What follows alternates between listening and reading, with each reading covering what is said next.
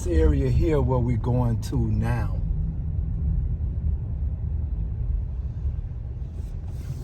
it's an area, an apartment where SWAT had kicked in our doors. You know, where my mother and grandparents, they was selling their drugs.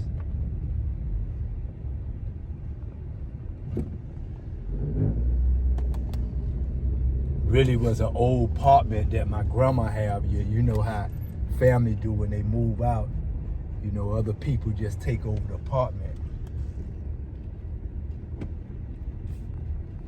So right here in that first apartment below, that's where we grew up, right there. And I remember in that same window right there is where my mom and my stepdad, they had me and my brother and our sisters. We were lying under the window, and my mom and my stepdad, they brandish guns, you know, waiting for somebody to come. And they told us the insurance man was coming to collect their money, but we were young and I kind of knew better.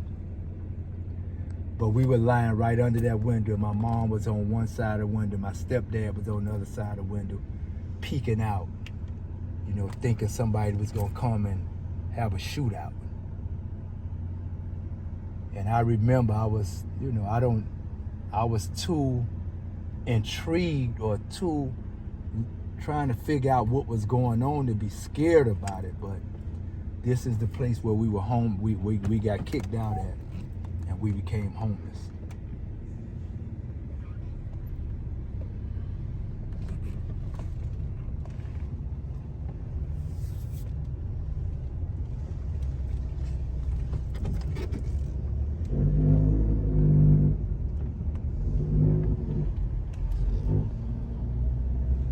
And so now we're riding right up the street at the Belafonte Tacosi Center,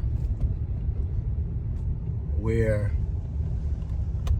you know, I can remember just like it was yesterday. It was swings in this area here, and my mom left me and my brother and my two sisters swinging on the swing while she went aside to ask the people, can we live here? We didn't have a place to stay. We was homeless. And so they allowed us to live in here at Tacosi in the nighttime.